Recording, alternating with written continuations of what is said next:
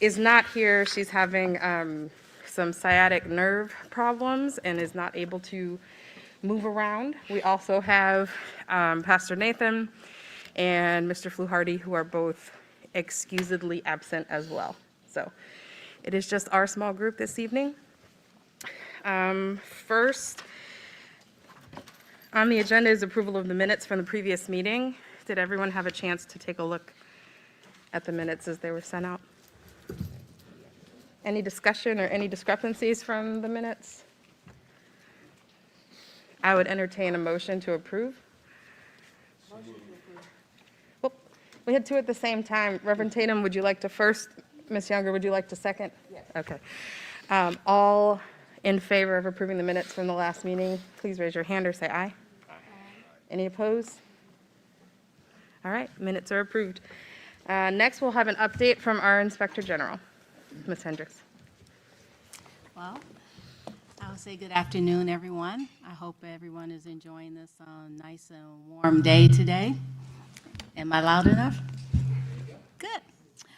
So we're going to start.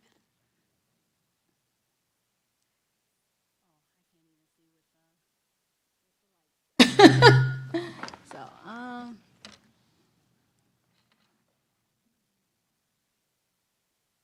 is everyone on the board able to see? Okay, great. So just wanted to start with the department updates. I'll talk about the department goals for May and June, and at the end, if there's any questions. So the first thing I want to start with is that we have our approved logo. This is the logo that we'll be using for our office. The logo was done by Chosa Day. Oh, yeah. I thought if you hit it, it'll come up. Yeah, Chosa Day was, she's with the graphics department. We did ask her to be here. I think she's out today. But we had given her the request to see if she would come up with the logo for our office, and she did. The thing that we like about it is love the color. If you see, it has the two scales, and the two scales are being held up by the microscope. Well, not microscope, but magnifying glass. And in the back, you see the shield. We thought this was really good. We like it. That was clean cut. And so this is something we submitted to the mayor's office. They also approved it. And so this is the logo that we're going to go with our office. So we're going into the department updates. I'll start off with the engagement plan. I'm still in the process of meeting different people. I just won't go over everyone, but some of the highlights that I did get a chance to meet with was talk with Larry James, and he's the general counsel for the National Order of Fraternal Order for Police. Also had a chance to meet with the leadership for the Fraternal Order of Police. We met with the president, vice president, also met with the assistant grievance chairperson, who was Danielle Dickerson. The one thing I will say that I liked is I thought the meeting went really well, to the point that they invited us the day that they came out, which was on a Thursday. The next day, they were doing their annual training their representatives. For grievance, these would be the representatives that when we're interviewing the officers, they would be representing the officers. They invited us to come and introduce ourselves to that group. I thought that was really great, and we did do that. So got a chance to give them a little bit instructions about who we were, what our goals and stuff was for the department. So I really enjoyed the fact they invited us there. We had a chance to meet with the Columbus Division of Police, their internal affairs. That was a good meeting also, gave us an idea of the type of investigations they're doing. We know they're doing the majority of the citizen complaints that are coming in right now. What they did tell us is last year, because that wasn't posted on the website, for 2021, they had a total of 441 complaints, and as of March, they have received 90 complaints. Just giving us an idea of what we're looking at and where we probably would be going. IAB has 18 sergeants that do their investigations, along with 2 lieutenants, and then their upper command staff. So just kind of giving us a little bit of idea of what we're looking at. You know, we're only hiring 6 investigators right now, but we're just going to see how that workflow looks as far as complaints coming in.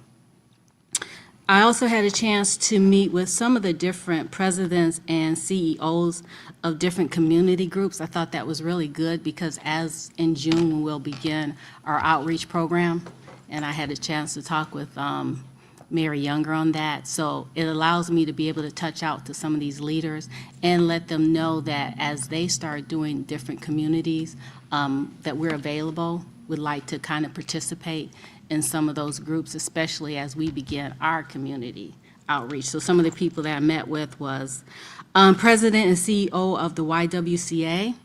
I also met with the President and CEO of the Columbus Urban League. And I had a chance to also meet with Executive Director, her name is Catherine Yalder, if I'm pronouncing that right, and she's with the Adult Advocacy Center.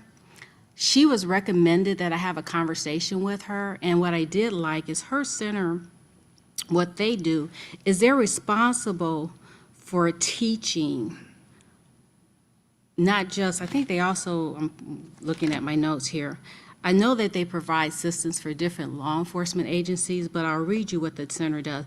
The center exists to teach the world how to hear what people with disabilities have to say, particularly when they're victims of crimes. So they actually provide a specialized training that teaches forensic interview and best practices for people that have disabilities, mental health disorders, language issues, and sometimes cultural diversity background. I thought that was really good that she reached out. It is a free program that they do offer, so definitely might be piggybacking on trying to contact her, and that may be a good source of training to get the investigators as we're learning how to interview people maybe that have different disabilities, mental disorders, and things of that sort. Also, I'm sorry. Just go back a second and explain that again. I think I misunderstood who would be, who is the primary, I guess, client for this organization? The executive director, you want to know who the executive director was? No, who do they service in the community? So I will have to, I know when I looked at her, their services are free. So the services would be free for anyone who would actually want that type of training. I believe she told me she gets a grant. I thought I noted in here, but I believe she did some training for some law enforcement agencies. And part of what the training was being able to teach them how to interview these different people with these different handicaps. But from what she was telling me, and if I go on the website, and you can go on the website, I can send that to you a little bit later, it is grant fund. Oh, So I think what she's referring to is they do the community immersion, teaching the officers how to interview people who are differently abled and people with disabilities and things like that. So that's probably what she's referring to, and they're actually scheduled to come out this next run. We have one class on May 16th, and then we'll do another one. So that second half of that class, they'll be back out for that again. thank you. Cool. I also had a chance to do a podcast with Matter News. It was called The Future of Policing in Columbus. I can forward you that information. She had reached out to me on 3 different occasions requesting just some questions about our office. So I did that podcast, and I did get an email from her yesterday, so that is out there. Next, just kind of talking about our location. Again, our location, and I do this so that if citizens are watching, they know exactly where our office is. So our office is located at 50 West Town Street, and that's Suite 100. The renovations right now, we were told, we were still waiting for city council approval. And for what I understand, the approval last night was granted. So that's a good thing. So we should be moving forward. We did meet with the CDDC, and they did identify a contractor to start the renovation. So now that City Council has done that approval, I am under the impression that our renovation should start within 2 weeks, which is a great thing. And so we're still pushing forward to have those renovations done so that our office would be open and operational by July the 11th. We will be doing a temporary space for right now, so we'll still be in the same building, but just in case the renovations is not completed by July the 11th. We're just going to be on the other side of the building, so we did want to put out there what the temporary space address would be, and that's going to be 150 South Front Street. So same building, just a different entrance, and that's where we're going to be in our temporary space. Probably will be moving within the next week or so because we want to make sure that we vacate the space we're in right now because of the renovations, dust, and everything. Contractor is going to be doing the work. Do you know the name of who it went to? I don't know the name, and I don't know if you can back up. I don't know the name of the contractor. I can just tell you that, since CDDC owns the building, they're the ones that actually did the bids. And so I know through that, because they had some contractors walking through. So I don't know. I can probably talk with them later and find out. But yeah, I don't know right now who their contractor is. Just going back to the staff. So what I wanted to give you an update with the staff is out of a total of 79 applicants is who we initially went through and reviewed. The applications were put out on the city website, and they were also put out on Indeed. The interview panel consisted of myself, Deputy Inspector Blunt, and HR Manager Tammy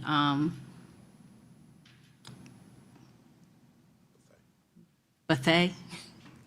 So we actually conducted all of the interviews. The interviews were virtual. From the virtual interviews, we picked the top 18 candidates. They were given writing assignments. We reviewed the writing assignments, and based on the writing assignments, we picked the top, I think it was 9 candidates to interview in person. We have identified the top 6 candidates for the position, and what I want to tell you is during the process, all 3 of us would, at the end of each process, so that would be at the end of the virtual interviews, at the end of the writing assignment, and at the end of the in-person interviews, we each would make a list of who our top candidates were so that each of us just didn't know, and then we would come together in each phase and talk. And so we were consistent in the 6 candidates that we selected. We were very consistent in who those 6 candidates were. So we did present offer letters to them on Friday. So we're still waiting. The offer letters are conditional. The condition is that they pass a drug screening, also that they pass the background check, and a review of their employment history, making sure they don't have any disciplinary issues in their history. I think that's important for the role that we're doing as far as reviewing disciplinary actions and misconduct involving officers. I would like to know if that is an issue with any of our staff. What's the start date for those 6? So what I will tell you is we've given them an opportunity to either start on May 23rd or May 30th. So right now, I think we've got 1 person that responded that they would start May the 23rd. The other 2 or 3 maybe May 30th, and we're still waiting for a response for the other 2 candidates. I have a question. Can you tell us about the profile of the people who you've hired? So what is their background? What did they do before this? Are you able to share any of that information about the 6 that you've extended offer letters to?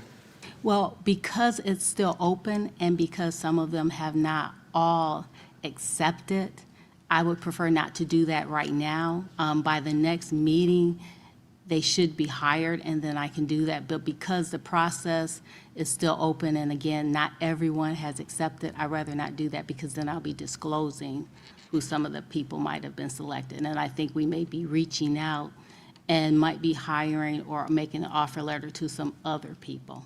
Fair. So at the next meeting, can you bring a profile to share with us about who is making up the staff?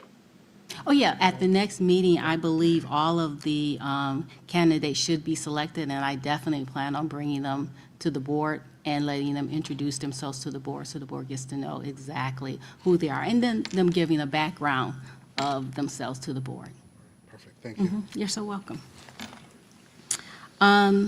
With the executive secretary to the IG, that posting is still out there, again, so I'm making that announcement. So if there's any citizens that are listening to this, that posting closes May the 16th, so it's still open. We will be posting in the next week or so, we'll be posting for the executive secretary to the board. So that will be out there again. If anybody's listening, you know, this will be an opportunity for them to apply for those roles. And we also will be posting for a community outreach coordinator. Again, all of those postings will be on the city website, and we will be posting those on Indeed. Those are free sites for us. So again, you know, if the citizens are listening, that's a good opportunity. I know that the board mentioned at our last meeting that they wanted the ability for other people to hear and see so they can apply for those positions.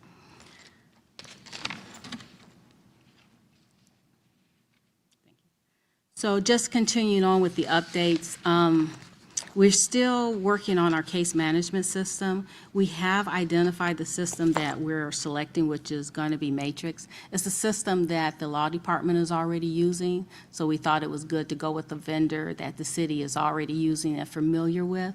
We're working on just finalizing a few things. We'll have another meeting, I believe that's going to be Wednesday. So we're working with IT.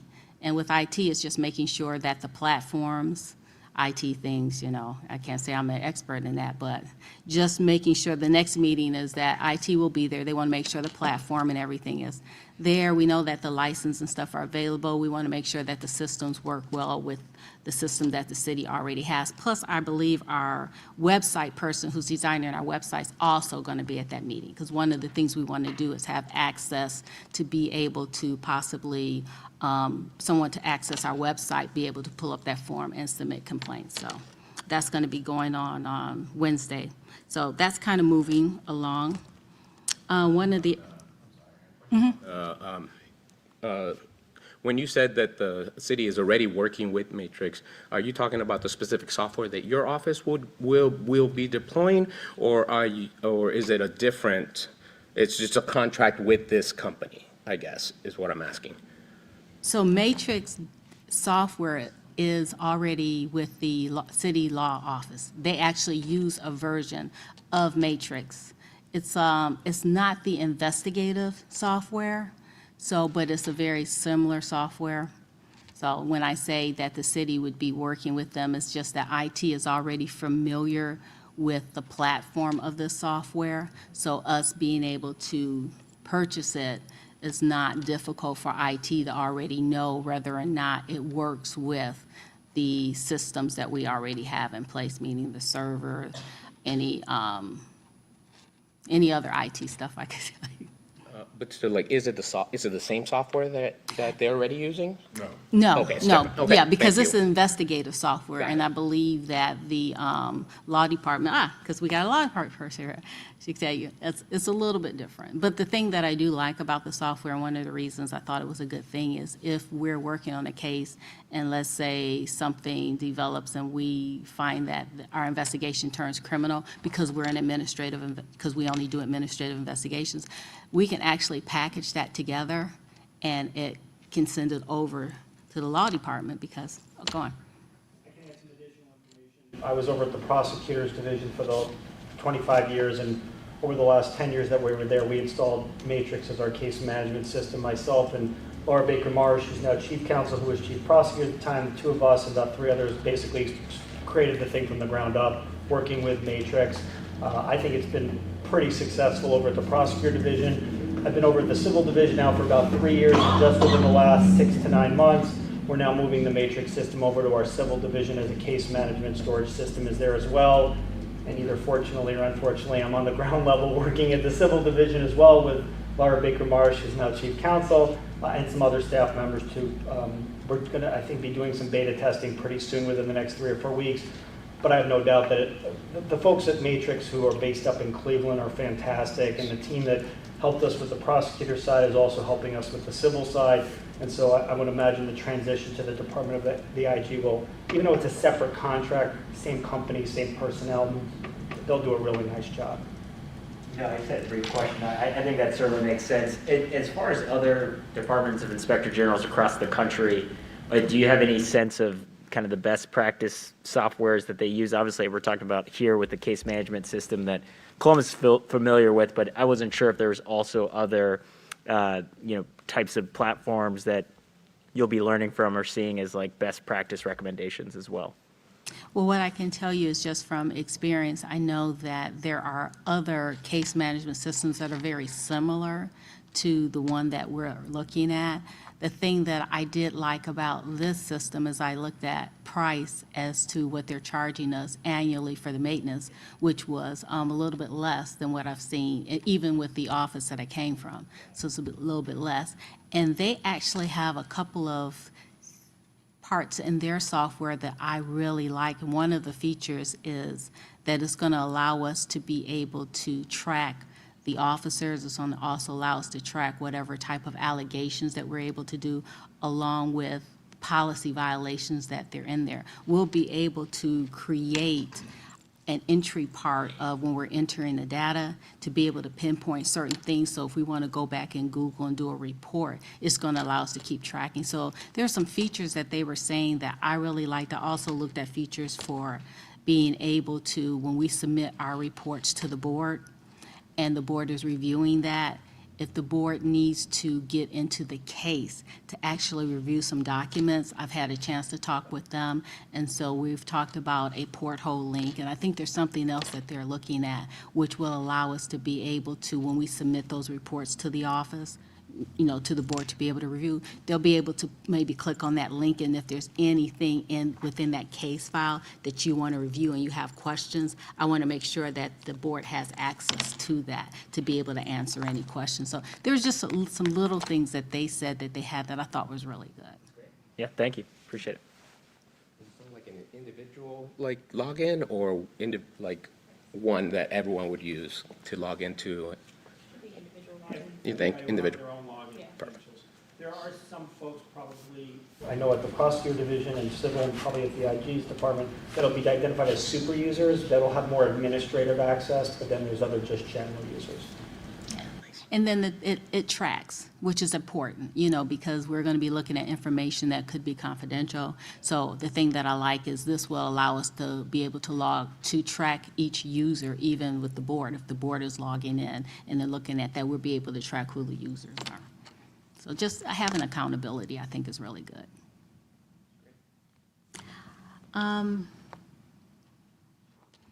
And so with training, I'm just kind of going to add to that. So with bringing on the staff, our last staff possibly being March 31st, our training for our staff is going to be starting in June.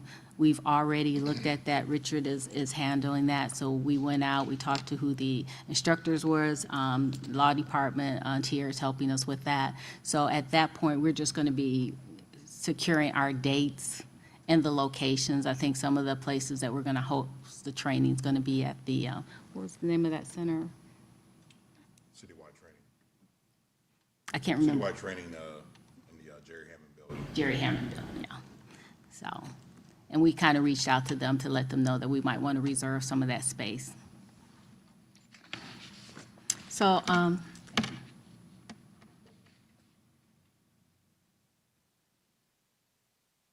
the goals that we have for May is, again, for hiring the staff, we have some staff that's coming on May 23rd, and it looks like the rest of our staff might be coming in on May 31st. One of the other things our goals for, again, is our website and hotline, which I'm excited about. So we do have somebody who's working on our website. We do have somebody who's working on our hotline. I believe we do have our main line now. So we were working on the main line also, so that, people be able to call in and start taking complaints. Well, of course, when we're operational in July the 11th. We're also working on the materials for our outreach program. That is because, thank you. In June, along with training the staff, really, my goal is to really start focusing on getting out to the community. Again, I'll comment that I know me and Board Member Younger have talked about that. So I want to make sure that we have some materials when we start getting out and talking to the public. We know the public's going to have a lot of questions. So now that we are almost to the point that we understand what our policies and procedures are going to be, we can start getting out to the public and letting them know exactly what our office mission is, what our responsibilities are. Hopefully, our website will be up and running, and our hotline and our materials will have that. And so with the materials, we've also talking to the graphics department, and we also have reached out to another company that we may be bringing aboard to help us with our campaigning and bringing out any additional information. So I didn't know if anyone had any other questions that I didn't cover, but this would be a great time. Kind of this interim period before you all are fully operational, if somebody has a particular complaint or an inquiry right now, what would you all kind of advise in terms of the process that they take right now if they wanted to, if there was something that happens during this interim period? Is there a process that we have determined either as a board or with the IG's office? Well, one thing I will say, and this is something that can be, for people that may be listening, we know that based on the policy, that they can file a complaint within 90 days of the incident.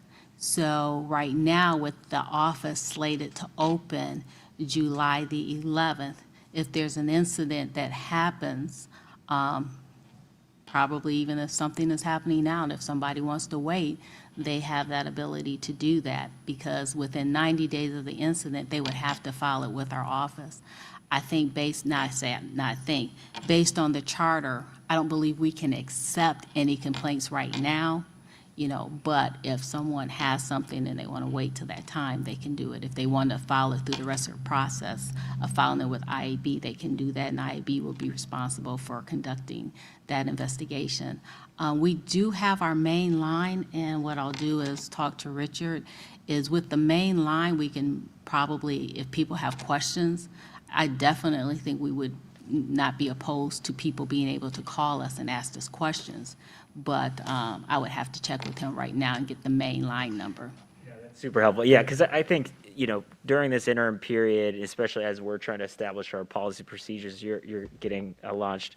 Even if we had a process where they had general inquiries that did not maybe rise to the level of potentially submitting a complaint, might be good to have access if possible.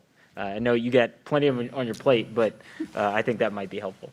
Yes, and I agree. And one of the things that I think is really important too is, when we get out there, and even now, like with some of the different communities meetings that I have had a chance to attend, and people that have had questions, and even with the podcast. And so I definitely want to give you the information for the podcast, which I thought was really great. The lady, she put the information out there. It's on Spotify, and it's called, I have to think of this, see if I put my notes. Oh, so the podcast is called The Future of Policing in Columbus. It was done by Matter News, and one of the reasons I did it, again, I said she had reached out to me on 2 or 3 occasions, but we talked about what the process will look like for citizens being able to file complaints, which we are going to be having them file it in person, online, or they'll be able to call and do the complaint over the phone or walk in person. She also mentioned during the podcast, which was great, she did the timelines. So citizens were understanding that, hey, you have 90 days from the day of the incident occurred to actually be able to file a complaint. So she was letting them know, hey, if something is going on now, you still have that timeline in there, by the time our office is up and ready. So I definitely want to try to get as much information as out there. And I would even say, people that come to the board meeting, if they come and they got some questions, this is a great time to ask, because we're here and we don't mind answering any questions that, citizens may have from here up until the time that, the office opens. Sorry, someone else going? I was actually going to respond to one of your questions, Board Member Eric. You asked about who was awarded the contract for the construction of our space. That was Rockwood Builders. I have a question on the outreach, a little bit more so because I do know how incredibly crucial it's going to be for the office. But I do hear of your current plans of reaching out to the community leaders, et cetera. And my concern with that is that that's great for, you know, those folks and stuff that you are meeting with that are like, you know, movers and shakers, et cetera, et cetera. But are we getting in front of the actual people that will be actually utilizing your services? Are we talking to the people at these events? You said that they do answer questions, so you already answered that part of the question for me. I know that you are engaging them that way. But also, it's also, to me, it's a demographic situation as well. You're definitely casting a net, and you are going to be capturing the demographic that you're looking for. But what about younger folks that don't necessarily, want to make a call or do those things, right? Like, instead of online, I'm wondering, are you creating any sort of social media campaign? I'm sorry, not social media campaigns, but social media accounts that actually reach out to a younger Gen Z and millennial sort of demographic, which in my opinion will probably be getting more and more complaints from that group of folks and stuff, and I'm not sure if we're reaching out to them enough. So. Well, I will say that one of the company, and I just won't put the company's name out there, that we talked about for media, it's great that you said that, because that was one of the things we talked about was social media. And if that was something that our office would actually be looking into, and how is that going to look as to who in our office would be managing that. So that's something that I believe our outreach coordinator, would be something. I'm glad. No, that's it. That's Yeah, what I that's wanted to know good. for So, sure. so we're putting it out there, so, whoever applies for the position, But that was something that we actually talked to the media company about, and that was one of the things they mentioned. Again, the same thing, social media, and we're like, that was a great suggestion, so thank you. And what I would say is, because we're going to still be meeting, we know the board has their person who's in charge, so that definitely would be something we want to make sure that we kind of talk about that within that subcommittee group, too. How that looks. Utilizing that technology, though, in your favor as well. Right now, I'm sure that there's a way for folks to actually even lodge a complaint during, on their Instagram or on Facebook. There are forums, et cetera, et cetera. So just creating more venues for the public to be able to actually reach you folks is never a bad idea, in my opinion. So. Is there any more questions? Well, thank you so much. I appreciate it. Inspector General Hendricks, we're going to get to the subcommittee reports, but I do want to draw people's attention to the policies and procedures document. That is actually a document that the IG and the city drafted for what their everyday office relations will look like. And so it's here for reference, but the documents that the board has the authority to promulgate are the other two. So if there's anything, Inspector General Hendricks, maybe, who knows? But if there's anything you want to highlight from this document before you leave the table, if you would like to take some time, you can. Or if you'd like to stay there for when there are questions from the rest of the board, we'd like to invite you to remain. Totally up to you. Well, I appreciate it, and so I do have Tara here too, because she's definitely was helping us with drafting anything, so she'll definitely chime in. But I'll stay here. I'm just going to grab a copy. Thank you. All right, so we have, as you all know, multiple subcommittees that have been doing work. We heard a little from Board Member Younger last time about the Outreach Committee Subcommittee, and we heard from Dr. Jones about the Training Subcommittee. This meeting, we have two subcommittees that are presenting drafts of their work for board review and potential approval. So first, we're going to start with the Rules and Regulations Subcommittee. And so one of the documents you have is titled Columbus Police Civilian Review Board, Draft Rules and Regulations. So I want to give a brief overview. The reason why I asked IG Hendricks to also provide us with a copy of the policies and procedures is because if you look at the charter, there's a handful of things that we as the board are authorized to do, but all have to give the IG power to do. So essentially, we have to give the IG power to do everything that's in their document. So that's why it's here, if you want to take a look at it, so that you can see what it is that the office needs to be able to do. So that's literally being able to receive complaints, being able to actually go out and investigate those complaints. We as the board have to grant that power based on the language that's in the city charter. So part of the things that we, as under the charter, are provided or given powers to do or receive: initiate, cause investigation of, recommend resolution of complaints filed or initiated with us or by us. Following investigation, we have the power to make recommendations to the CDP, including the chief of police and the safety director, review investigations, and report annually to city council. So our document for our draft rules and regulations is not nearly as lengthy as the day-to-day policies and procedures of the IG. And it's also not overly specific. Part of the reason for that is, as you'll see as we work through the document, is that we did not want to get too tightly knit in our wording that we then kind of pigeonhole ourselves and aren't able to let the IG do their work. Also, as a reminder, if, as we get started, if 6 months from now, there are things that we need to make adjustments for, we can do that. We just have to go through the regular process of moving, editing, submitting to city council, and then anything that we adjust and write, takes effect 15 days after publication in the city bulletin.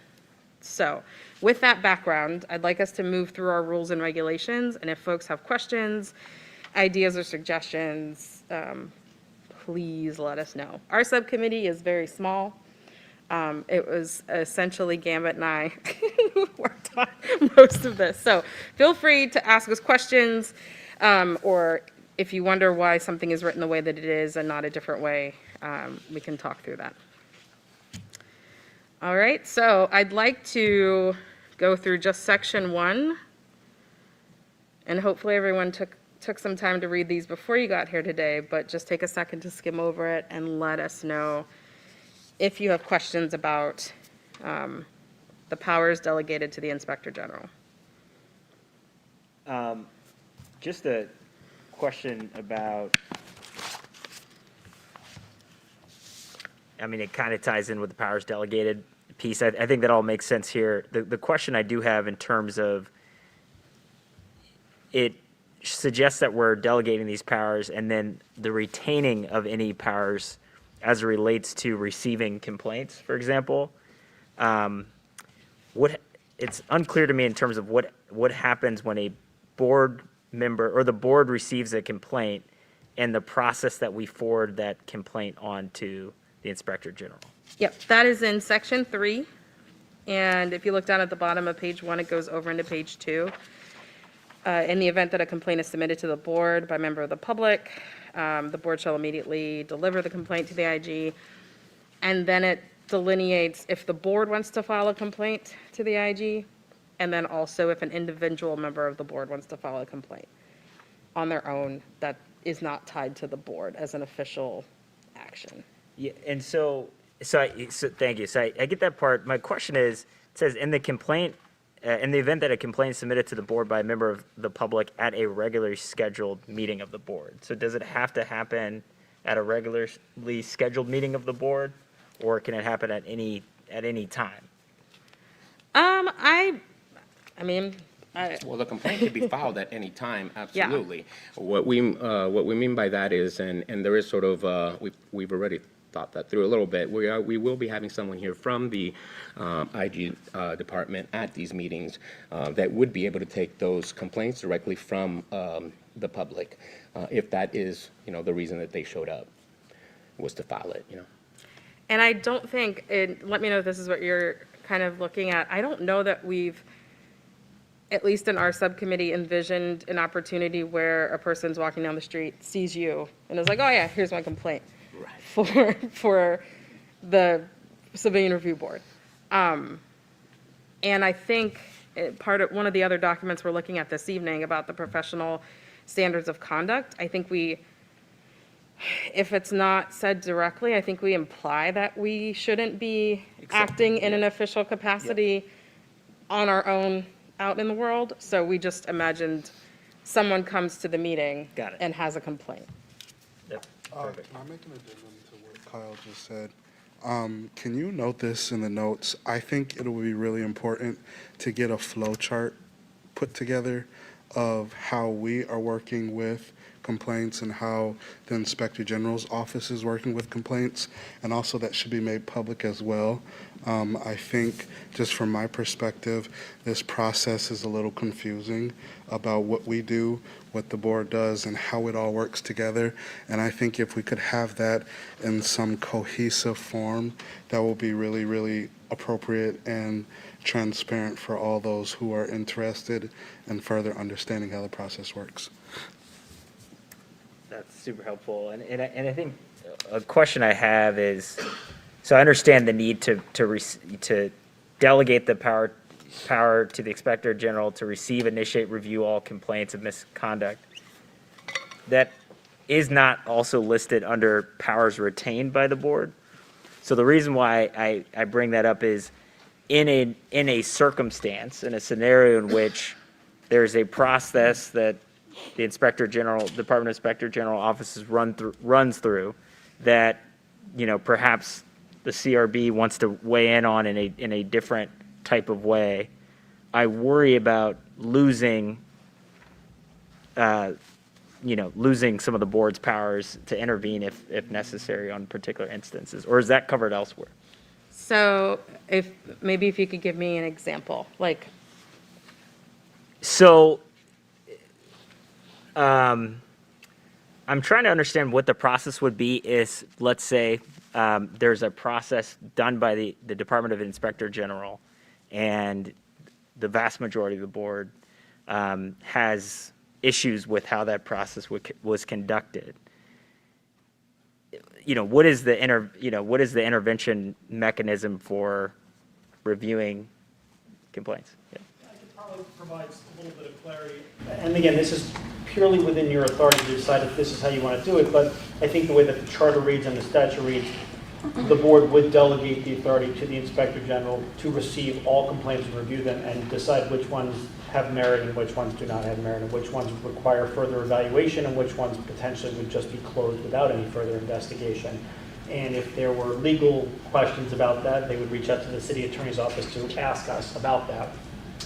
Once the report and recommendations are done and forwarded back to the board and you review them, you then have the authority to decide whether you want to have a further hearing about the report and recommendations. And you can call witnesses to come in, you can ask for the production of additional evidence, both from the Department of the IG and CPD, and you can have a full-out hearing if you want, where you're kind of exploring further how the IG came to her conclusions. Maybe there's additional witnesses or evidence that you want to explore that the IG didn't explore. You can ask the IG, why didn't you interview these folks, or why did you do it this way and not that way? So the board still retains authority and opportunity to review the report and recommendations, because ultimately you have the authority to then forward those recommendations to the Columbus Division of Police and can make motions to potentially ask the IG to amend the report in some way, shape, or form. Okay, yeah. and that's in sections 4 and 5. It does talk about procedure upon receipt of a recommendation from the IG. So what we envisioned was, not knowing the volume of how many complaints we might get, and therefore how many reports we might be looking at, we figured it was not prudent to have the whole board have to review every report. And so we thought sectioning us off into smaller subcommittees. So let's say 50 reports come in 1 month. I doubt that all 11 of us are going to be able to read all 50. But groups of 3 or 4 of us may be able to get through 12, or maybe able to get through 15.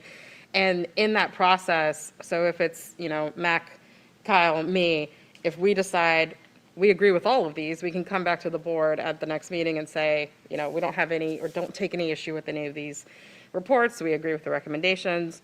Or one of us can say, actually, we don't. Like, there's something about this process that we think was lacking, we'd like to have a hearing. And so sections 4 and 5 very loosely give us the ability to do that without necessarily laying out step by step what that means. So it means that it's not going to be as formal, but you could show up and say, I disagree with the report number 256 that says, all we're going to do is retrain this person. And then that way we can hold a hearing and we can ask all the questions we need to, or as Mr. Tobias said, whatever else we think we're missing that might get us to a place of consensus. Okay, so this is basically delegating all complaints go directly to, and so any complaints that come to the board, we don't have the authority to review those until after the fact. Because we don't have investigative staff. Yeah. And that's also one of the things we're limited with our professional development docs, as you know, is that we also can't investigate. So if we delegate to the IG, the investigators do the investigation, they come back with a report. If we disagree with that, then we get to hold a hearing and ask whatever we want. As Mr. Tobias said, we bring in whatever witnesses we think weren't covered. We can ask the city to issue subpoenas to make people show up. So I feel like we try to think through knowing our limitations, that we ourselves don't have the ability or staffing to go out and do the questioning ourselves. I'm not sure if there's another way around that. Go ahead, Ms. Younger. What does hold a hearing mean? If we don't agree with a report, does one member not have to agree with the report to have a hearing?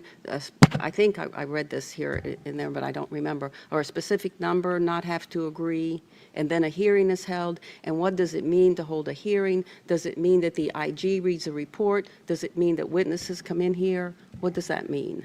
So the document says any one member of the board can ask for a hearing. So if one of us thinks that the recommendations made by the IG is insufficient, then we can request a hearing. Now, does that have to be seconded?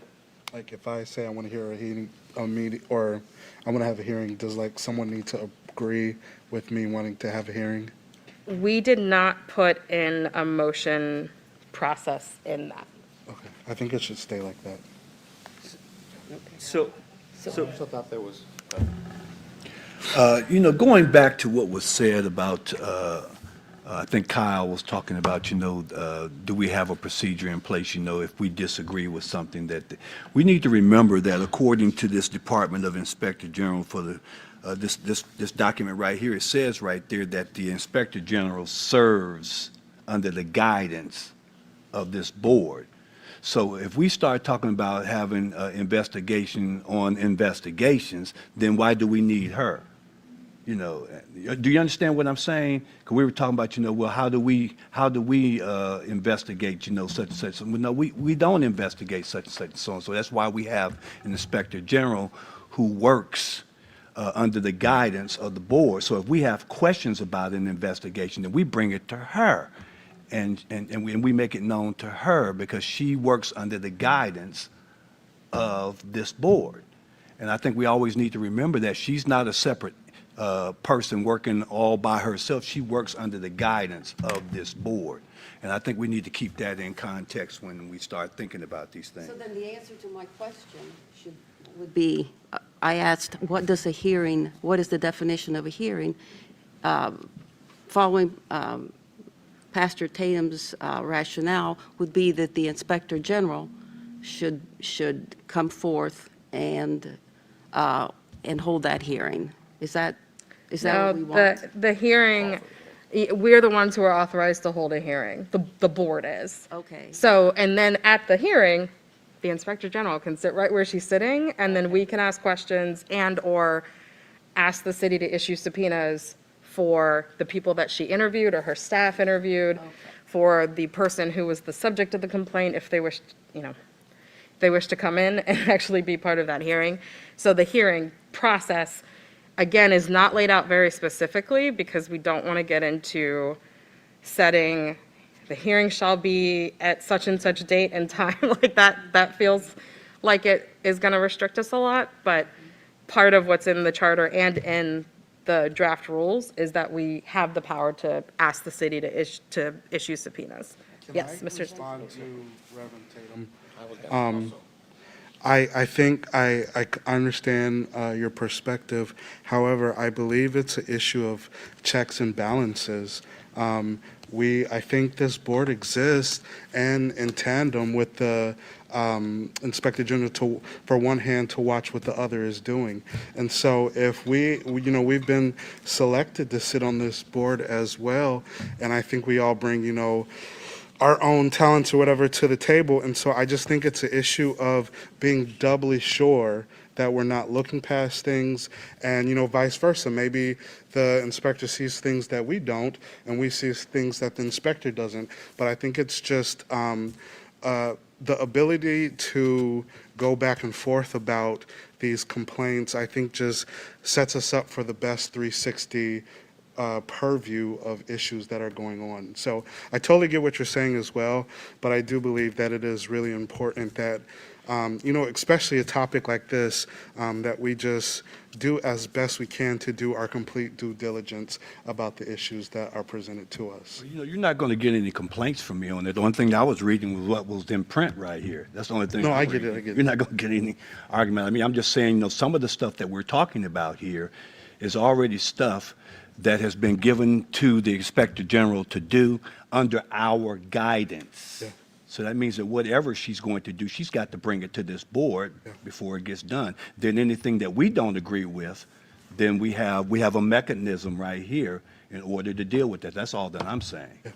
And then I want to make sure, one of the points over here, and that is a question for you specifically, is I understand that as a practice, the board isn't going to be here, sitting in here, receiving, initiating, reviewing complaints. I understand that as a practice and as a practical matter.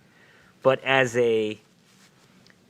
there a reason that we're not also retaining those powers? Like, I get that we delegate those powers, but, couldn't point 3 or point 2 also include that first paragraph, just like the one above? And then we make it a practice not to, obviously, like, this is the Inspector General's purview, but I do worry about a scenario in which something happens and the board actually wants to still retain the power to be able to receive, initiate, or review a certain complaint. So I just, is that a possibility?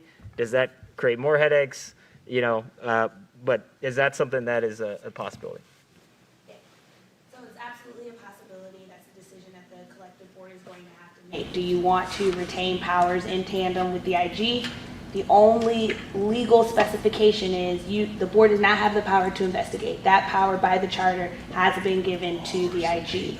All of the other powers, initiate, review, do all of that, you all can both have at the same time if you want to retain said powers. I think what you're talking about is a decision you all have to make about your capacity, right, to receive. And you can keep that in your rules and regulations and make it a practice just to make sure that the IG gets everything. Just consider the fact that FOP contract says 90 days after that allegation, it has to be reduced to writing, and 90 days after the city receives it, the investigation has to be complete. Otherwise, we have to request from the FOP an extension. So the quicker we can get it, investigate it, the better. And so I think that should be a top consideration as you're looking at what your rules and regulations are going to be. And the other piece that I would add is, you went through a process to hire the IG. There should be some measure of full faith and credit with the IG that her office is going to do a good job in terms of the staff that she's hiring and the training. Kind of the analogy I'd give you, I represent the Department of Neighborhoods. They have an investigator who investigates claims of discrimination. And then that person is a trained person, and after their investigations, they write up reports and make recommendations to the Community Relations Commission. And then the Community Relations Commission can adopt those findings. They can hold a hearing if they want, but they give a lot of faith into the skill and training of the investigator who they selected and who they hired. So that's the first piece that I'll say. The second is, in terms of how the reports and recommendations are reviewed once they come back from the IG, Brooke was talking about a subcommittee doing that. You guys can decide whether all 11 of you should get the report, review it, and then take a majority vote as to whether to adopt those recommendations or not. Or you can say, we trust this subcommittee of 3 or 4 people to review it, and they'll report back at the meeting whether, recommend whether we should adopt the report and recommendations or not, and then vote. As Aaron was saying, I think a motion to adopt the report and recommendations and majority vote. The other thing that I would comment on is the ability of one member to call for a hearing. We collectively agree that that's a really bad idea. It should be a vote, a motion, based on discussion. There should always be healthy, good, thorough discussion about reports and recommendations, but so that you know what everyone's thinking after either hearing the recommendation from the subcommittee or from the entire panel, and then someone can make a motion to conduct a hearing, and then take a second, and then a vote. And if the majority votes to have a hearing, then you could set up a hearing. And then the final piece is what Ms. Younger was saying about what does a hearing look like. There's some flexibility and broad interpretation of that. A hearing could be something as simple as bringing the IG in and just saying, we just have some questions based on your report that we'd like you to provide some clarification on. And you may be completely satisfied with her explanation and then move to adopt the report and recommendations. Or you may hesitate to do that and say, we want to expand the hearing to have a particular witness come in, or there's a piece of evidence that we'd like to explore further. We just want to table it so that we can think about it for a month before we come back and take a final vote on it. That's up to you how you do that. And I'm sorry, I did misspeak. Subsection A of section 4 does say any board member may motion for a hearing, and a hearing may be held following the affirmative vote of a simple majority of the board. It's in there. Change from what I read. I was like, Gavin leaned over and was like, I know we put it in there. Like, that in wait, there. this is a motion. The IG advocate for that, and you all agree.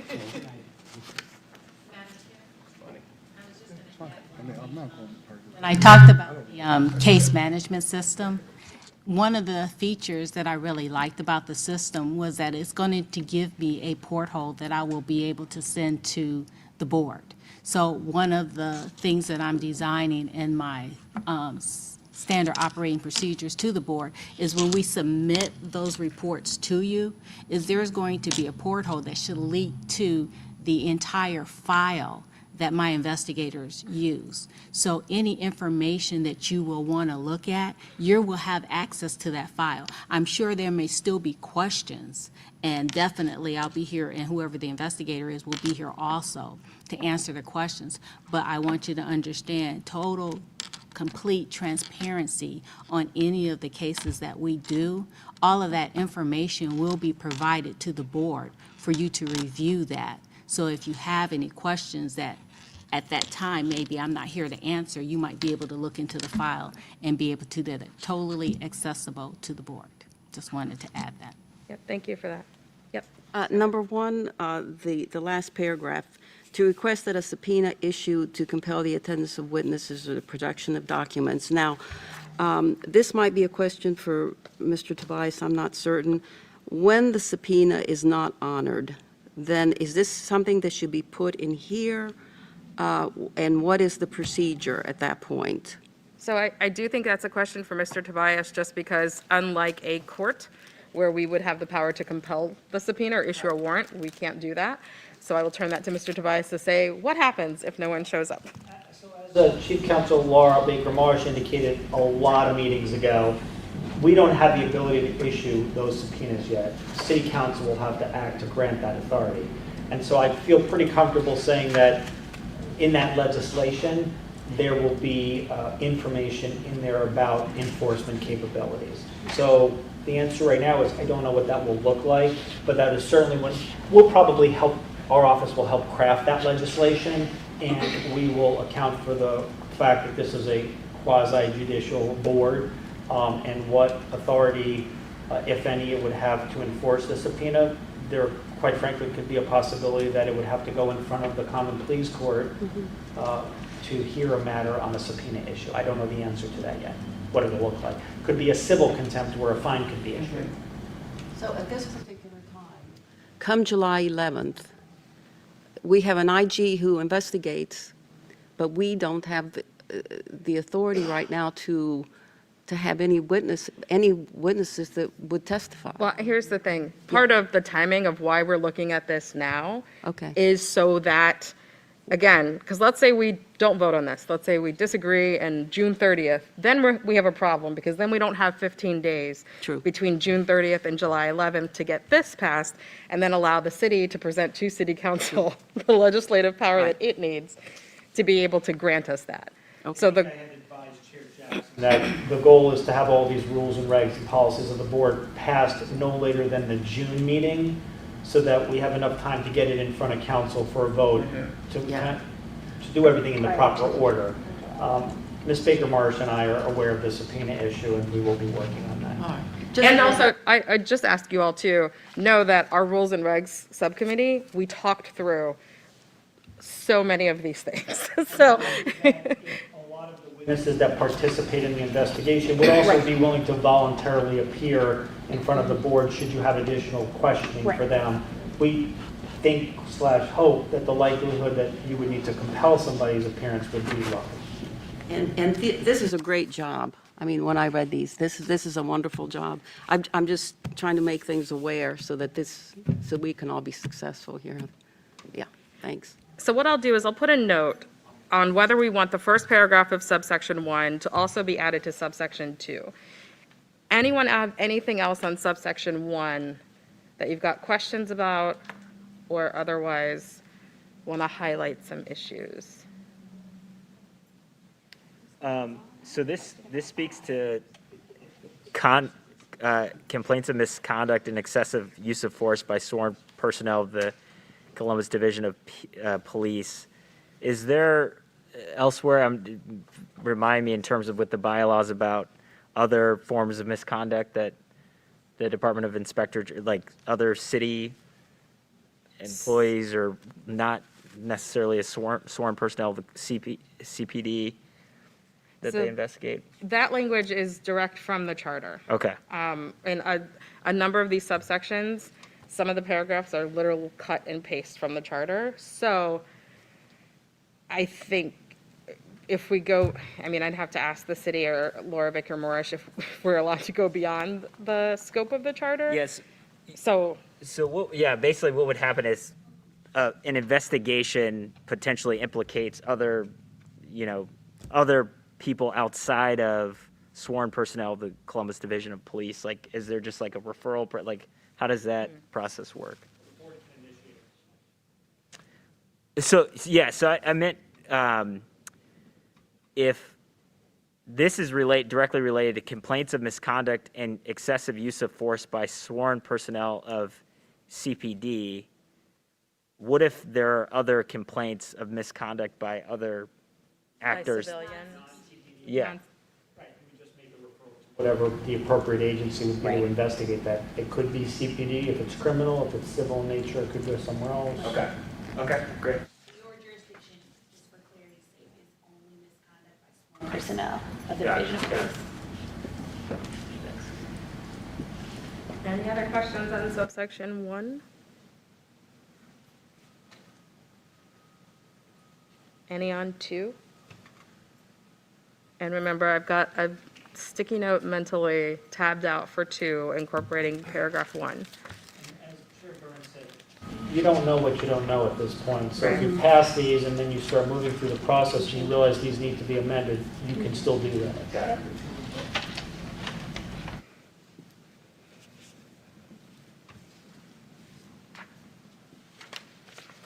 And what about 3, procedure upon receipt of a complaint for times in which a complaint is brought to the board? Yeah, the only thing here is what I talked about before, and maybe this isn't rules and regulations or elsewhere, but like what happens when a complaint is brought to a member of the board outside of a regularly scheduled meeting? Do we just forward that along? I mean, I don't know. I think, personally, I think that based on what we've written, not just here, but in our other document we're looking at this evening, that we have to ask a person to submit it online, call the phone. Like, I don't think we individually, outside of this meeting, should be accepting complaints. He's going to delineate the ways that somebody can submit a complaint, whether it be email, writing, text, a form on the city's website. and you have to submit it through one of those forms. So if somebody were to approach you, call you, text you, email you, you just refer them to the proper ways to submit the complaint. Yeah, and so that makes sense. My question I do have is there any sort of obligation? Like I understand, like certainly we should be, if somebody comes forward but if we don't have the power to actually receive these complaints and somebody sends an email or somebody, does it through another process that is not done through the complaint process, and they believed that, you guys are the CRB, I sent you this, and no one acted on that because, well, I just didn't refer it because I didn't have to. What do we do in those scenarios? I also understand the need to, if somebody sends it to your spam email and you miss it, that shouldn't count either, so. Just an obligation, you need to be responsive to the public. So making sure that if it comes to you in some medium, that you're responsive and indicate, here are the ways that you need to formally and officially. Appreciate you reaching out. We want to take your complaint seriously. There are established procedures for formally filing a complaint. Here's what they are. Got it. Or go to this website to give you more information. Got it. That's super. And you can even, So to his point about liability, because I mean, in the medical sort of industry, if someone reports an adverse event to me, I have to report those legally. So that isn't something that this board is being held accountable to, is sort of a yes or no that I wanted to hear. the incident's already occurred, this is just a complaint to investigate it. So, right, and, you can always put a disclaimer at the bottom saying, your communication with me is not considered a formal complaint. You need to follow the proper procedures delineated on this. Please go to this website or contact the Department of the IG for more information. Yeah, I think because we cover, jumping to a different document, our standards of professional conduct, we do have at all times to place our obligation towards the community, a duty to uphold the law and the goals and the objectives of the agency. I imagine any of us that receives a complaint and then does not pass it along to the right place probably just violated the public trust. So that's my guess, which is one of the things that at the end of this document, we talk about what are the ways in which a board member can be removed? Because that's another part of what our subcommittee had to also come up with a process for, is board removal. So, I mean, we can always add a sentence in this section that says individual board members are not authorized to receive complaints, absent. Yeah, or being at the. If there was something to say, like, in the event that a board, they are recommended to forward along, or whatever it might be. I don't know if it's, the rules and regulations or procedures, but I do think it's helpful to have that in writing somewhere so that we could refer to. But to your point, I mean, you're right. I'm a community member, and I just reported it to one of you guys because I see you on TV on a weekly basis, and you seem like you have that authority. And then I get a message saying this isn't the right way to actually file this and stuff. Did we just violate community trust in that sort of situation?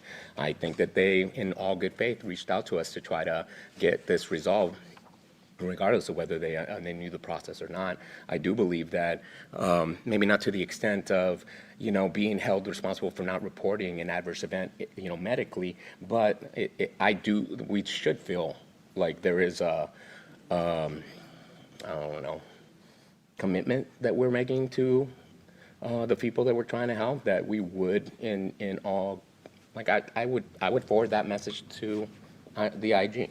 That's what I would do, in that situation. And then I know I have alerted the right person, it's her office, and she knows who she's going to delegate it to at that point. So with that would be, I believe, how I would handle it. And I'm wondering if everyone thinks that makes sense, right? The least we could do. Well, I think we just need to distinguish between whether or not we're going to mandate that. And so we have this whole outreach and relationships with stakeholders as part of our standards of professional conduct that talks about disseminating information. Some of that information that we're going to be disseminating is how to file a formal complaint. And I think if we all are consistent in our messaging, the community will understand that, as well as you don't want to jeopardize your personal standing on the board. So that's where it comes tricky with some people taking complaints complaints and others may perhaps not for whatever reason. So I think there needs to be some standardization and some consistency. And so if the message is, you file a complaint through this form on this website, when a person comes to you, you can tell them, hey, unfortunately, we cannot accept, a complaint in my individual, but let me show you this portal. Boom, pull it up on your phone and just show them how to do it. I think we can do that, and I think we don't need to mandate it or put it in here like it has to be done. Consistent messaging is the important part. I don't know if you want to engage in burden shifting where you just throw some information to the IG and then the burden is on the IG to reach out to this person. Do you want to follow? I know burden's kind of a harsher word, but the responsibility should be on the citizen if you're giving them the right information and the right messaging to file the complaint properly. And in the event that you're concerned about not being able to respond, I think those are things you can think about. Auto replies that always have, the instructions for filing a complaint. In the event that someone reaches out to you, I think those are things that you can think about. Processes and procedures that don't necessarily have to be in your rules and regs doc, but are processes and procedures that you all are practicing on a consistent basis. So whatever, I think your email addresses are given out to the community, whatever method of communication you are publicly giving to the community for how to reach out to you, just making sure there's an auto response or consistent messaging about how to file the complaint. I think that will help you. Also, too, for clarity's sake, when you say, excuse me, first of all, it's really hot in here. Is anyone else hot but me? Can y'all turn on the air, please? Like, it is so hot. It's uncomfortable. Neither here nor there. But so when I hear you say that we're taking, or someone on the board might take a complaint from someone on the street, I hear secondhand information.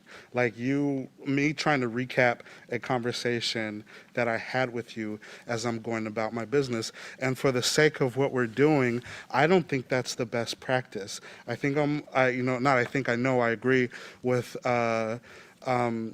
Dr. Chanel that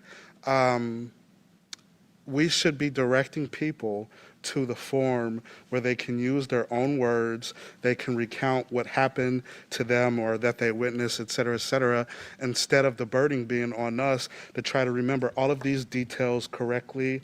I think that jeopardizes our integrity, because then if someone comes back and says, oh, well, he told me, and I'm like, well, that's what I remember them saying, opposed to, only being on one step away from the incident. I think that is probably what should be in the best interest of the board, is to mandate that we direct them to the portal or whatever, opposed to us trying to essentially play telephone with very serious things that people tell us in the community. And I don't think that's, too much to ask to say, hey, I can't help you, but this is where you can go. That is help. Yeah, that is help too. But that is help. And I think that we need to make sure that we maintain a certain standard of consistency in this process. If we're going to spend all this time and money putting together a system on how people are to go and lodge a complaint, then we need to educate them on how to go lodge a complaint. And I think that's what Mary and our committee is trying to do now with the outreach portion.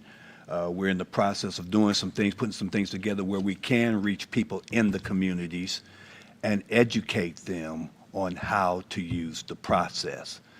Because I know as a pastor, I get people running up to me all the time for all kinds of stuff. And I don't have time for that. I'm just going to be and that's not my job.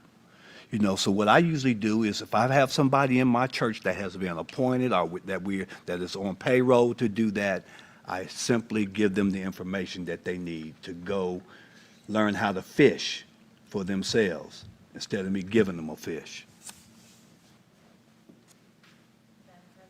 Yes, anything else? I just was going to say, because the office will be establishing an intake process, it is really important that the process be consistent because, again, we are guided by a timeline. And so if the board decides to do something that is different than what the process is in our office, what you're going to find is either whoever approaches you will definitely use your name and say, hey, I gave it to this person. and then it falls back on you. And again, you know, even with me being in the office and looking at my emails, you know, we do take vacation time and things like that. And actually, our system, and Richard will tell you, it's working, sometimes it's not working. So I just want to make sure if everyone is doing the process, that we know that complaints that are filed, we're getting them consistently. I'll have somebody that will be looking, researching, pulling them up, date timing them, and then they can have the time that's allowed it for that investigation. So I would just, you know, I think consistency is good, and that there is a process out there, so, you know. Would folks be open, I'm just going to throw out a sentence, because I think we can talk about the justifications for why it's important, and we can all agree. But would people be fine with a sentence that pretty much says, an individual board member is not authorized to receive a complaint on their own, and should that happen, and putting a sentence together more artfully than that, they direct the member of the public to file in accordance with the policies and the procedures of the IG. And then, well, no, I think that's helpful, but there is a question around what is a complaint, right? So I don't, No, because. the IG actually has the form, is creating the form for what a complaint is. So the complaint has to be a specific form. And so the question that I would have, though, is that there's, point 3 says, in the event that a complaint is submitted to a board by a member of public, how is that even possible? Because they can always hand it in. One of the ways, if you look at the policies and procedures doc, a person can hand a complaint in to the IG in person, via website, over phone hotline. I forget what the other methods were, but they have one form, but you can turn it in a bunch of different ways so that it's not prohibiting people from walking into the office, handing their paper in. So I'm imagining someone coming to the board has the piece of paper printed out and has brought it to a board meeting. And it's one form. It's the IG's form, not ours. And that's what officially starts it, is when the IG receives that complaint, whether it's coming in over the phone or online, but it's a single form utilized in all those different manners. Okay, and we would just hand it over. That makes sense. We'll have an investigator at the meeting that will be taking complaints, just like Got it. we're open to the public. So if somebody came in and said they wanted to make a complaint to the board, we're going to have somebody right there, and so they'll be taking the complaint right then and there. Helpful, thank you. So if I add that sentence, is there anything else in section 3, or is everybody cool with what's left? Sorry, I know I'm going to add another piece here.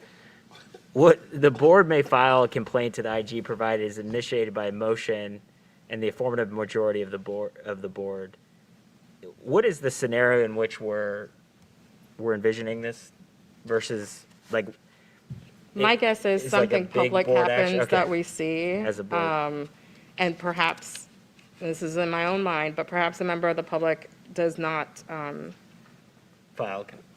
feel comfortable, safe, or whatever, if the board, that allows us as a board to file a complaint and submit it to the IG.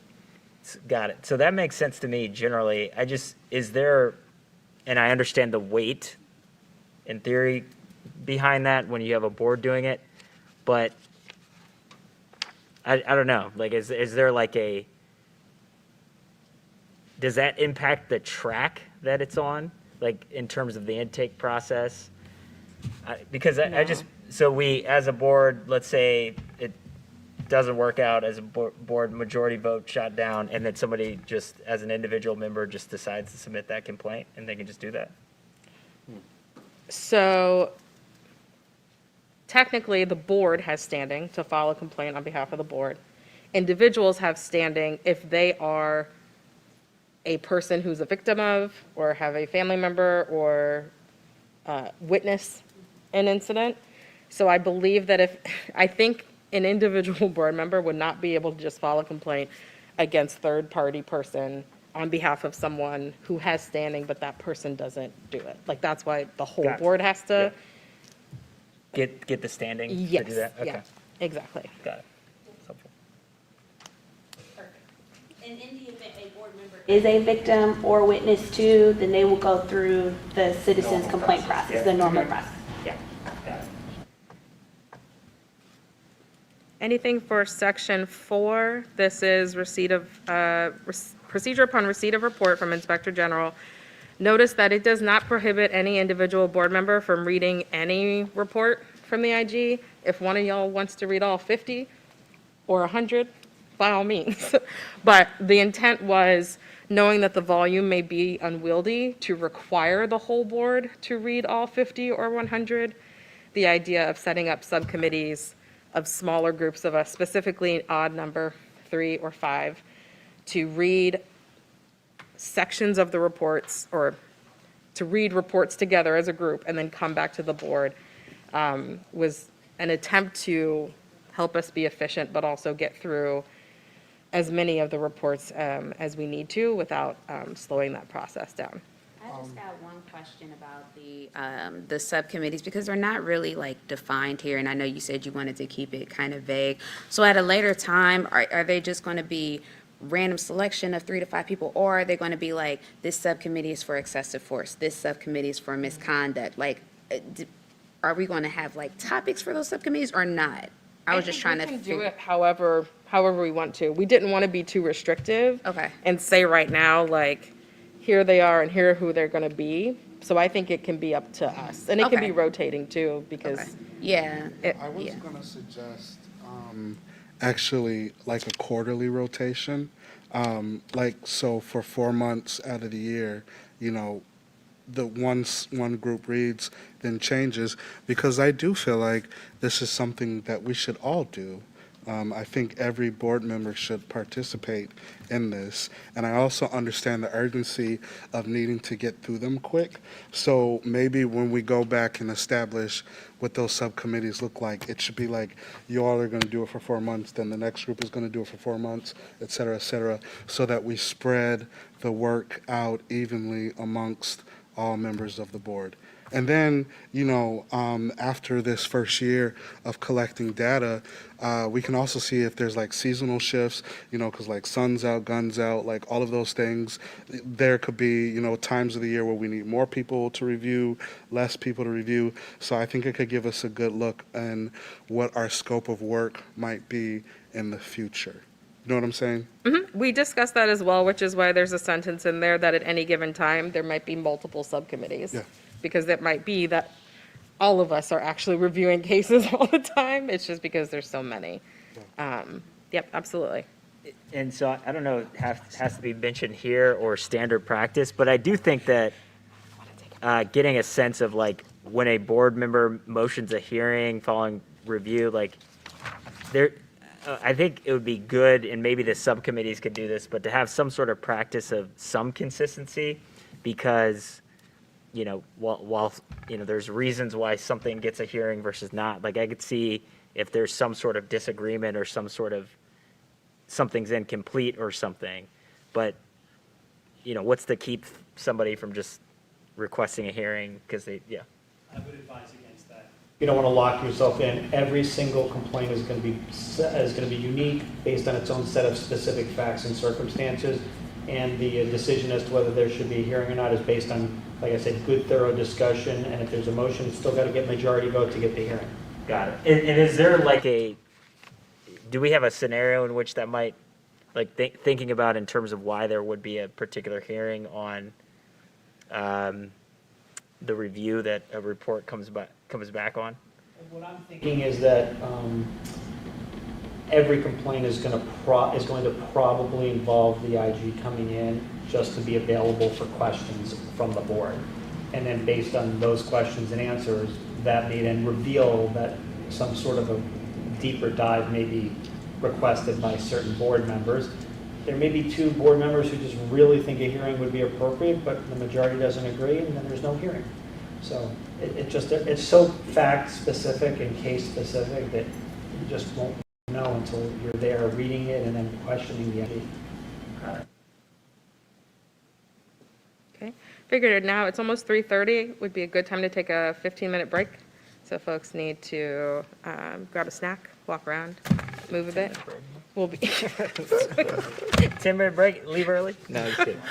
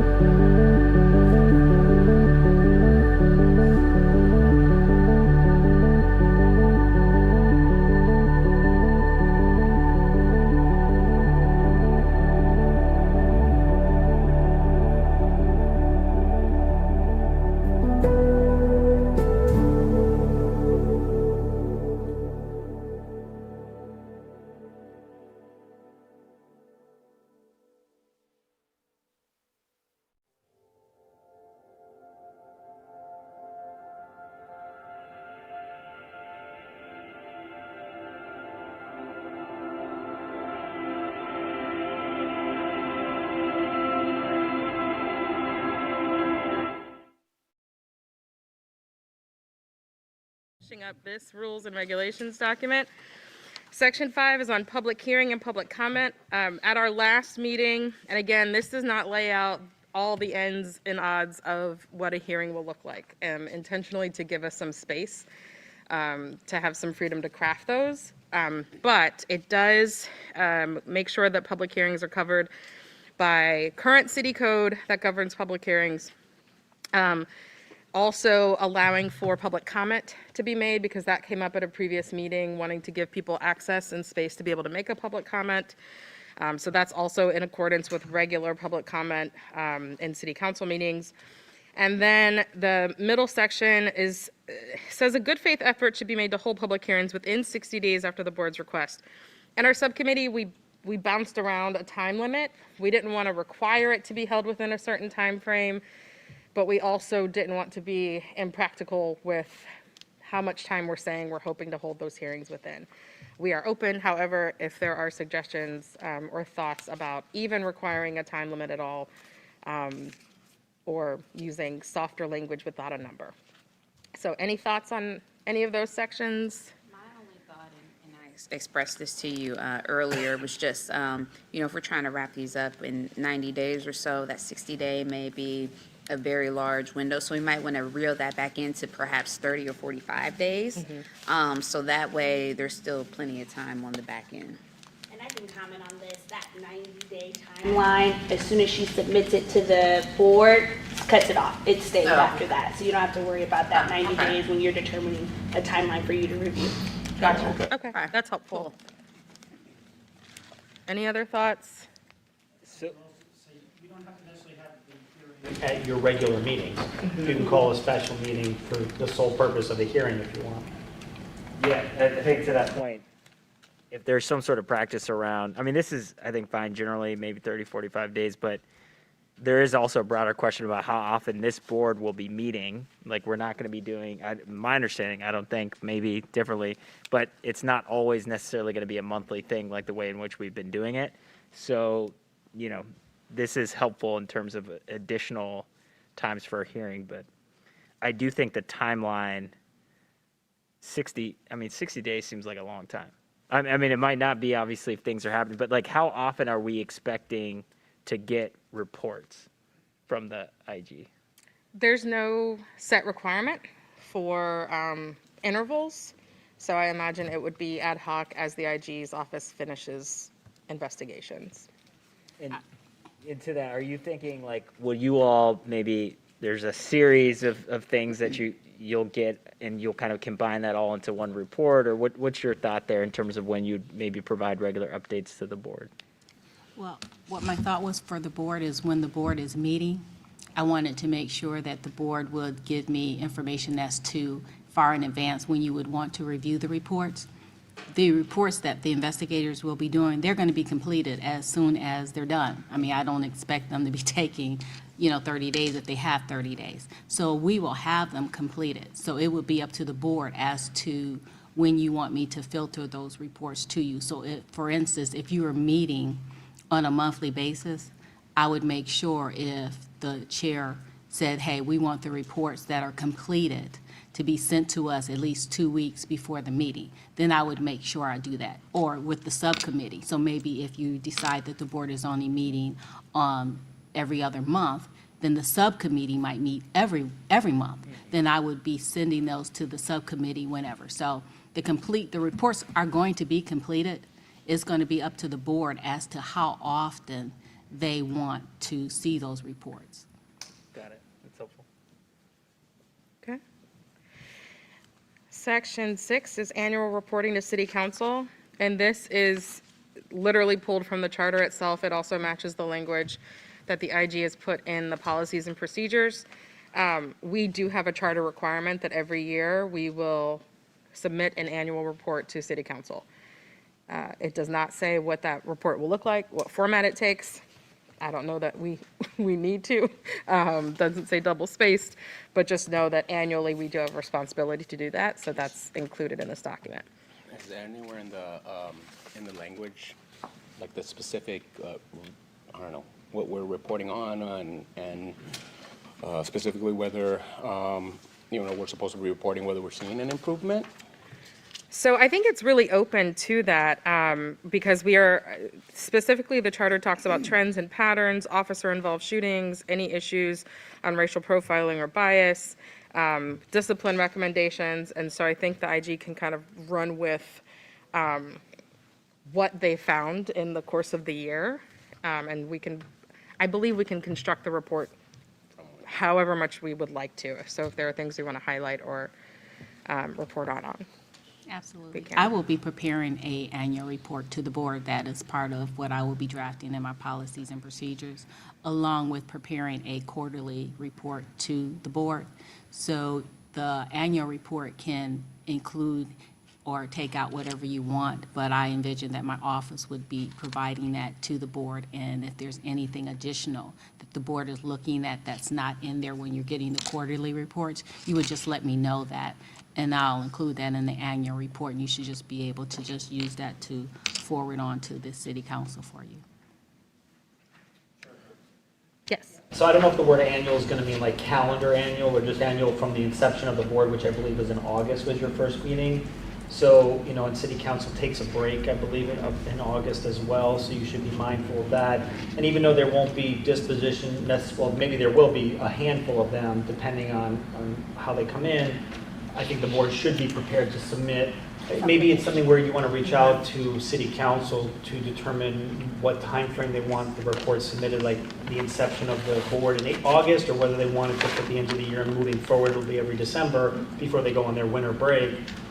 So that the IG knows. You should definitely consider making sure that the report gets filed this year as well. That's a good point. I imagine this year's report would be a lot of detailing the process to seat the IG, to fill the office, those sorts of things as well, in addition to whatever may be done by. And do we have, who's writing that? Just generally? My guess is the executive secretary would, using the meeting minutes. Okay, great, perfect. Okay. Part of the staff that I will be hiring an executive secretary for the board, and that person, and I can actually give you a little bit more information, but that person is going to be the liaison. So any documents that will be going to the board, if the board has anything they're looking at, that's going to be the person that you'll be able to contact, yeah. And they'll be putting that report together. Wonderful, thank you. Yep. And then we won't see Miss Colleen anymore because she will be gone. Oh, I know. All right. And last section of this, section 7, recommending removal of a board member for cause. So much of this language, I'll tell you, the first paragraph is mostly from charter because those are the reasons outlined in the charter for removing a board member for cause. The only thing I added was our standards of professionalism, which I'll add an S, so it doesn't say standard. And then the second paragraph, I worked with Mr. Tobias on because any recommendation for removal has to go to the mayor, and then the mayor, with council's agreement, can remove the board after the full board has voted. And that due process sentence at the bottom also comes from the charter as well. Thing that I would say is a lot of times amendment of bylaws or removal of commissioners or board members is potentially 2/3 majority or 3/4 versus just simple majority, so you may want to talk about that as well. That was giving me that question in terms of, is there a reason we did majority versus 2/3? No, we can make it 2/3. I don't have That's- that. the bylaws is 2/3, yeah. Right, so it needs to be consistent with the bylaws. Okay. Quite frankly, I mean, is there a procedure in the bylaws? Because you may not even need this if it's already delineated in the bylaws. That was my I thought there was a procedure. Is it? Okay. Yeah, because we had discussed it during one of our board meetings. Okay, I'll double check it because the charter specifically says that that the board has to provide for that. So if it's already outlined in the bylaws, then we can nix this section. Yeah, because I think there's a whole thing about like the majority of the seated board versus the board, the board itself. Yeah, I think we had that in the bylaws. If all of this information is in the bylaws, then you won't need this provision. Okay.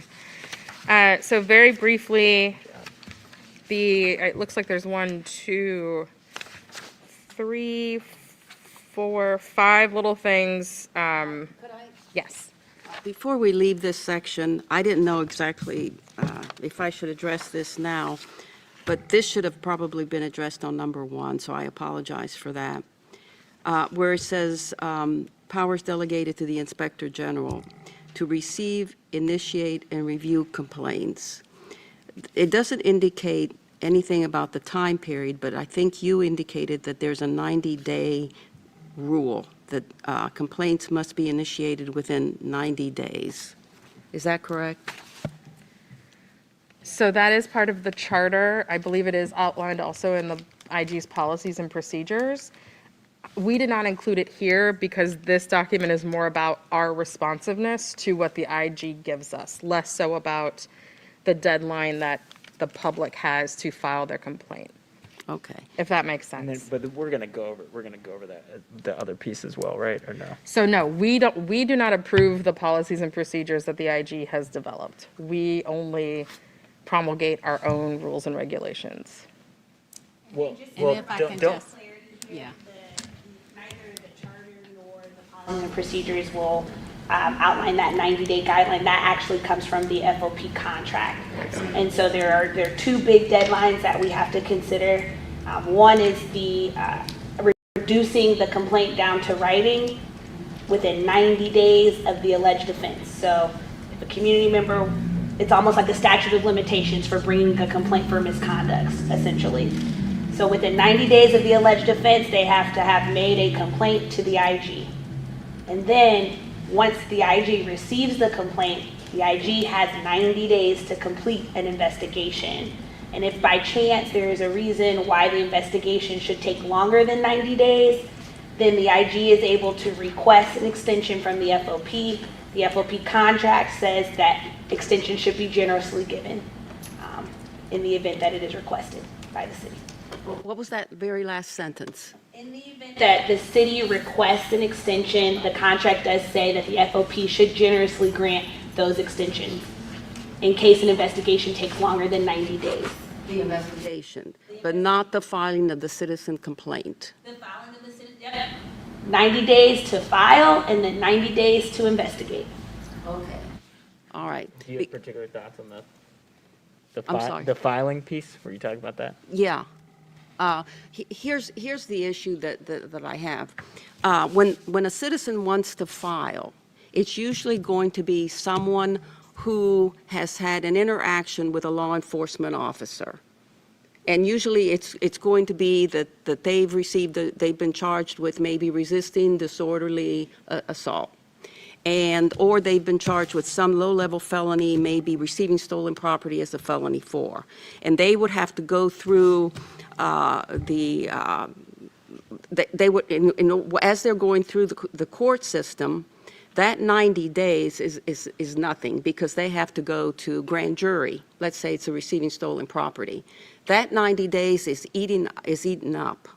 And if they have a defense counsel, which they will, that defense counsel is going to say, don't do anything, do not file your complaint, do not exercise your right to file a complaint because the prosecutor is going to weigh in on whether you get a reduction. So that's very important. That 90-day to file a complaint really takes away a lot of our citizens' right to file. You see the issue here? And it is an FOP issue. So we all have to be aware of this because it's a policy issue that needs to be addressed. And it's a contract issue, right? It's a contract issue. FOP contract issue, so right now, we were just talking about it, there's really no way to get around that. So that's something that we will absolutely need to educate the community on when you're doing your outreach. Just making sure that folks know that it is 90 days and that is pursuant to the restrictions as outlined in the contract. But the problem is their lawyer is saying, don't file, because the prosecutor is going to reach out to that police officer, and sometimes, now, I'm just putting it out there, sometimes a filing is done, an officer charges, even if it's disorderly, I'm not, this is our job, in order to keep a citizen from filing. Sometimes, please. I was going to say, I haven't looked at it carefully enough. Tara has the contract and is a lot more well-versed, but as a defense counsel, maybe there's some exception where a complaint, like information that's filed with the Department of the IG for some type of a civilian complaint can't be used against somebody in an incriminating fashion in a criminal proceeding. I don't know the answer to that, but that's kind of what popped into my head, is that there may be some exception or protection for somebody who's filing a complaint with the Department of the IG. We'll have to just look Yeah, into that. we'll have to look into that. That's a research. Because I agree with you 100%. If I was that person's defense counsel, be like, be quiet, Yeah. don't say a word to anybody about anything till your criminal matter is resolved. Right. So that is a practical issue. And I do agree with you through muni court and common police court that 90 days is a blink of an eye. Right. Right, is nothing. So we'll have to just kind We'll of take see that whether back. there's an exception allowed in terms of filing these kinds of. Yeah, it needs to be, it needs to be addressed. Right now, the only exceptions to that 90-day is if the allegations of the complaint are criminal in nature. So if the officer, if on the face of their complaint to the IG, there's criminal conduct that is alleged by the officer, then that will stay the 90 days. So you can get beyond 90 days to actually start the investigation. There is a January 1998 caveat if the officer was terminated, after that, and the appeal went before board, and the board adjudicated the appeal. But I think the big bucket to that is if there is criminal conduct alleged in a complainant's complaint or in a citizen's complaint, then you get longer than those 90 days. Thank you.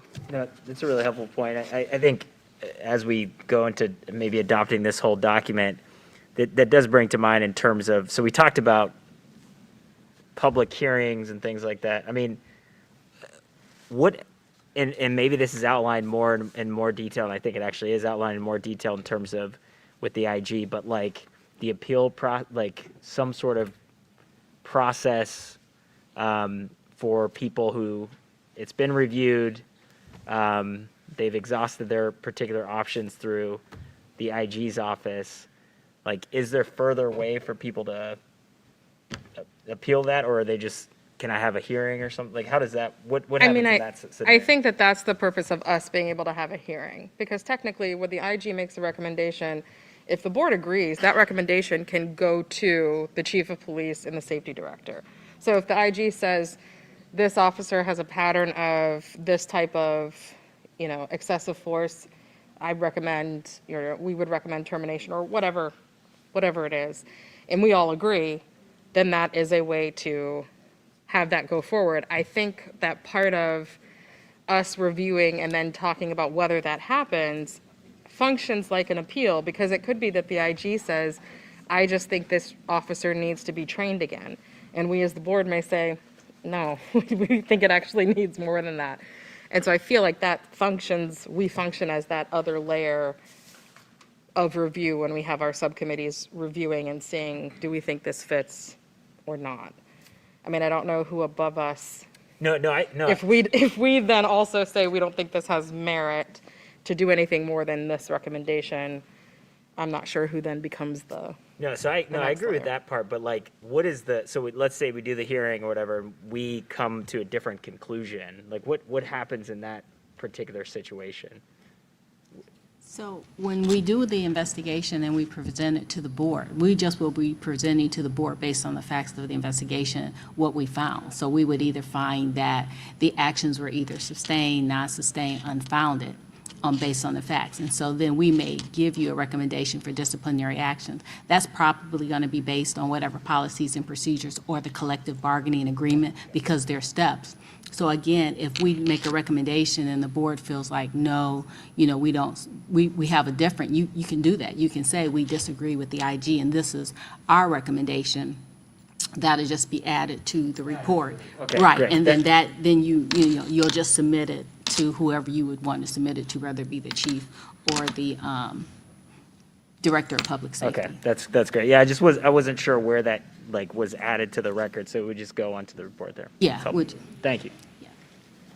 Okay, so I wanted to just outline, and I at least want to put out there two potential options. I'm going to outline the suggestions that have been given, and at the end of that, feel free to either, if someone would like to move that we adopt, once those changes are made, the rules and regulations, or adopt them as is or with or without, whatever motion you want to you want to move. But I at least wanted to review. So we had a suggestion to keep within our powers retain the receive, initiate, review all complaints in the similar way that the other powers that the board has are retained. So that way, Section 1 and Section 2 read almost identically. For Section 3, adding a sentence that essentially says no individual board member has the authority to receive a complaint on behalf of the board on their own, and that they should direct all complaints or direct people to the appropriate methods of filing a complaint. Section 5, maybe change that 60-day to 30 or 45. That's the only number suggestion we got. And then Section 7, if it is not already covered in the bylaws, adding an S to the word standard, and adding 2/3 majority to the recommendation for removal of a board, instead of just simple majority. I thought someone on the board also asked for a like a workflow? The flow chart, yes, which I think we can do outside of this document. I think we can smush the two documents into a pretty flow chart. So I move that we accept the rules and regulations and the suggested revisions. Second.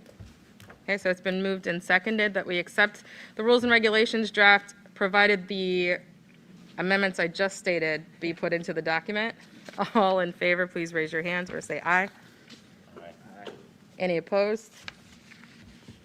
All right, thank you. Last but not least, and hopefully less conversation sparking, is our rules, our draft of standards of professional conduct. So I will explain. So these are mostly from NACOL. There are a few additions, and I will say that the subcommittee was myself, Kyle, and Rich, and we looked at NACOL recommendations, we looked at professional code of ethics, we looked at the judicial canon of ethics, all sorts of ethics. And we essentially copied NACOL and only added a handful of sentences that might pop up specific to our work. And so I don't necessarily want to go section by section because I think a lot of the, they're fairly simple enough. They include not having bias. They include not conducting our business on our own behalf, our obligation and duty to the community. So hopefully you all have had a chance to read through it, but are there things about it that you wanted to highlight or pieces you think we may have missed?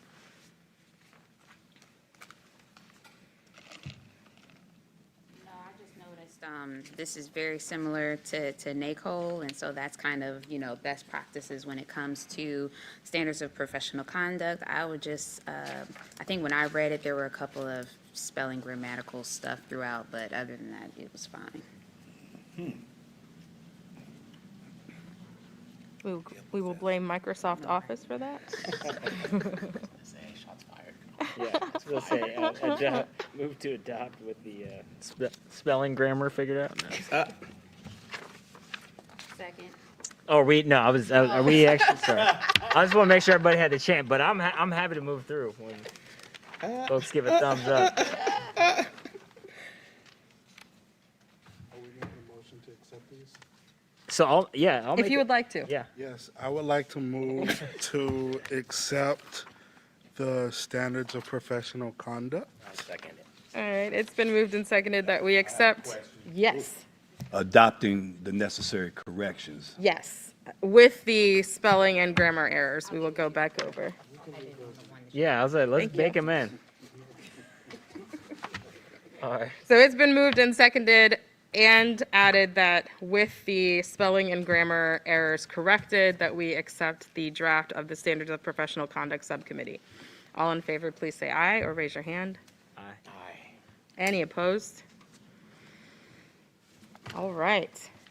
I will say that those are adopted, and I will also entertain a motion to adjourn. Second. Awesome. All in favor, please say aye. Raise your hand. Aye. Woohoo! All right. Meeting adjourned. Thank you.